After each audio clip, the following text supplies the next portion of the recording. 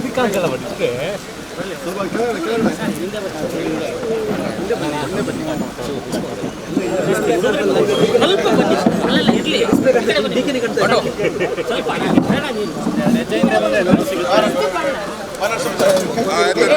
ಎಲ್ಲ ಕೂತ್ಕೊಳ್ಳಿ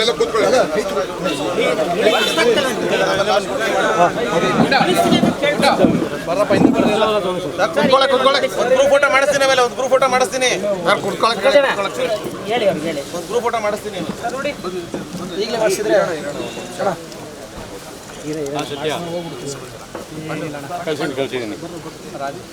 group photo ಮಾಡಿಸಿ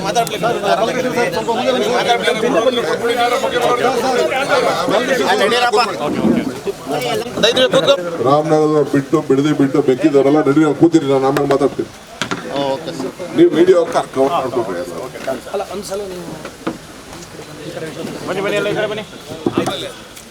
ಚರ್ಚೆ ಆಗಿ ಆಮೇಲೆ ಫಸ್ಟ್ ವಿಡಿಯೋ ಅವ್ರು ಕವರ್ ಮಾಡೋಣ.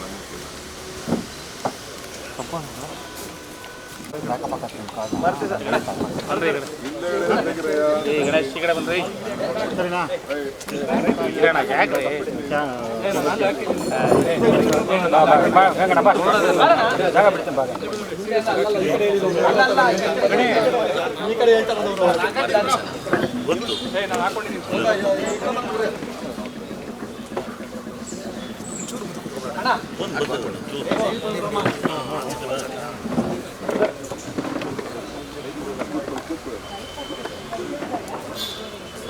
ಆಮೇಲೆ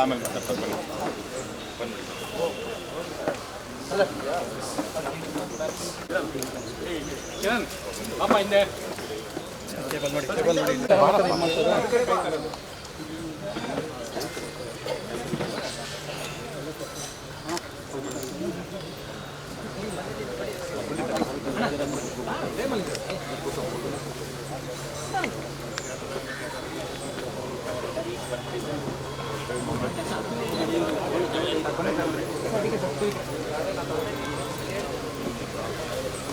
ಈ ಒಂದು ಯೋಜನೆಯನ್ನು ಮಾಡಲೇಬೇಕು ಅಂತೇಳಿ ಅವತ್ತು ತೀರ್ಮಾನ ಮಾಡಿ ನೋಟಿಫಿಕೇಶನ್ ಮಾಡಿಸಿದಾಗ ನಮ್ಮ ರೈತರೆಲ್ಲ ಅವತ್ತು ಕೋರ್ಟ್ಗೂ ಕೂಡ ಹೋದರು.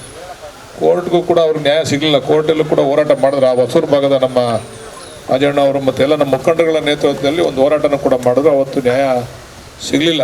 ಕೋರ್ಟು ಕೂಡ ಮಾಡಬೇಕು ಅಂತೇಳಿ, ಟೌನ್ಶಿಪ್ಪನ್ನು ಮಾಡಬೇಕು ಅಂತೇಳಿ ಕೋರ್ಟ್ ಕೂಡ ತೀರ್ಮಾನ ಮಾಡಿತು. ತದನಂತರ ಅದನ್ನು ರೆಡ್ ಝೋನ್ ಮಾಡಿಬಿಟ್ರು. ರೆಡ್ ಝೋನ್ ಮಾಡಿರೋದ್ರಿಂದ ನಮ್ಮ ರೈತರು ಹೆಚ್ಚಿನ ಬೆಲೆಯಲ್ಲಿ ಮಾರಾಟ ಮಾಡಲಿಕ್ಕೂ ಆಗ್ತಿರಲಿಲ್ಲ. ಅವ್ರು ಬಂದು ಅರ್ಧಂಬರ್ಧ ಬೆಲೆ, ಕಾಲ್ಭಾಗ ಬೆಲೆ ಕೊಟ್ಟು ಅಲ್ಲಿ ತೋಟಗಳನ್ನ ಮಾಡ್ಕೊಳ್ತಕ್ಕಂಥದ್ದು. ಕಾರಣ ಏನು ಅಂತಂದರೆ ಅವ್ರು ಮಾರಂಗಿಲ್ಲ, ಅದು ಮುಂದುವರಿಯಂಗಿಲ್ಲ, ಬೇರೆ ಏನೋ ಅಭಿವೃದ್ಧಿನೂ ಆಗಂಗಿಲ್ಲ. ಈ ಒಂದು ಸ್ಥಿತಿಯಲ್ಲಿ ತ್ರಿಶಂಕು ಸ್ವರ್ಗದಲ್ಲಿ ಆ ಜಾಗವನ್ನು ಇಟ್ಟಿದ್ರು. ಅವರು 2ನೇ ಸರಿ ಮುಖ್ಯಮಂತ್ರಿ ಆದರು. 2018ರಲ್ಲಿ ಸನ್ಮಾನ್ಯ DK ಶಿವಕುಮಾರ್ ಮತ್ತು ಸಿದ್ದರಾಮಯ್ಯ ಸರ್ಕಾರದಿಂದನೇ ಮುಖ್ಯಮಂತ್ರಿ ಆದರು. ಆವಾಗಲೂ ಕೂಡ ಆ ಭಾಗಕ್ಕೆ ಅವರು ಟೂರ್ ಬಂದಂಥ ಸಂದರ್ಭದಲ್ಲಿ ಆ ಭಾಗದ ಜನ ಮುಖ್ಯಮಂತ್ರಿಗಳು ಇದಕ್ಕೇನಾದರೂ ಒಂದು ಪರಿಹಾರವನ್ನು ಕೊಡಬೇಕು ಅಂತಕ್ಕಂಥದ್ದು ಉದ್ದೇಶವನ್ನು ಇಟ್ಕೊಂಡು, ಟೌನ್ಶಿಪ್ ಕೂಡ ಭಾಳ ಮುಖ್ಯ ಈಗ. ಯಾಕಂದರೆ ಬೆಂಗಳೂರು ಭಾಳ ವೇಗವಾಗಿ ಬೆಳೀತಾ ಇದೆ. ಈ ಒತ್ತಡ ಕಡಿಮೆ ಮಾಡಬೇಕು ಅಂತಂದರೆ ಇರ್ತಕ್ಕಂಥ ಟೌನ್ಶಿಪ್ಗಳ ಸುತ್ತಮುತ್ತ ಅಭಿವೃದ್ಧಿ ಆಗಬೇಕು. ಬೆಂಗಳೂರು ಸುತ್ತಮುತ್ತ ಇರ್ತಕ್ಕಂಥ ಟೌನ್ಶಿಪ್ಗಳು ಆ ದೃಷ್ಟಿಯಲ್ಲಿ ಮಾಡಬೇಕು ಅಂತೇಳಿ ನಮ್ಮ ಸರ್ಕಾರ ತೀರ್ಮಾನ ತಗೊಂಡು, ಹೆಚ್ಚಿನ ಸಮಸ್ಯೆಗಳೇನಾದರೂ ನಿಮ್ಗೇನಾದ್ರು ಇದ್ದರೆ ಅದನ್ನು ನೇರವಾಗಿ ಉಪಮುಖ್ಯಮಂತ್ರಿಗಳ ಹತ್ರ ನಾವು ಮಾತಾಡಬೇಕು ಅಂತಕ್ಕಂಥ ಮನವಿಯನ್ನು ತಾವೆಲ್ಲ ರೈತರೇನು ಕೊಟ್ಟಿದ್ರು, ಅದಕ್ಕೆ ಹೋಗೊಟ್ಟು ನಮ್ಮ ಉಪಮುಖ್ಯಮಂತ್ರಿಗಳು ಇವತ್ತು ತಮ್ಮನ್ನೆಲ್ಲ ಈ ಸಭೆಗೆ ಕರೆದಿದ್ದಾರೆ. ನಿಮ್ಮೆಲ್ಲರ ಪರವಾಗಿ ಅವ್ರನ್ನೂ ಕೂಡ ಈ ಸಭೆಗೆ ನಾನು ಸ್ವಾಗತವನ್ನು ಬಯಸ್ತಾ ಇದ್ದೀನಿ. ಈಗ ತಾವು ದಯಮಾಡಿ ಒಬ್ಬೊಬ್ಬರಾಗಿ ಏನಾದ್ರು ನಿಮ್ಮ ಸಮಸ್ಯೆಗಳಿದ್ರೆ ಒಬ್ಬೊಬ್ಬರಾಗಿ ನಿಂತ್ಕೊಂಡು ನೀವು ಚರ್ಚೆ ಮಾಡಿ. ಸುಮ್ಮನೆ ಇಲ್ಲಿ ಒಂದೇ ವಿಷಯನ ಹಲವಾರು ಜನ ಮಾತಾಡ್ತಕ್ಕಂಥದ್ದು ಅವಶ್ಯಕತೆ ಇಲ್ಲ. ಒಂದು ವಿಷಯ ಒಬ್ರು ಯಾರಾದರೂ ಕೂಡ ಮಾತಾಡಿದ್ರೆ ಅಲ್ಲಿ ನೋಟ್ ಮಾಡ್ಕೊತಾ ಇದ್ದಾರೆ.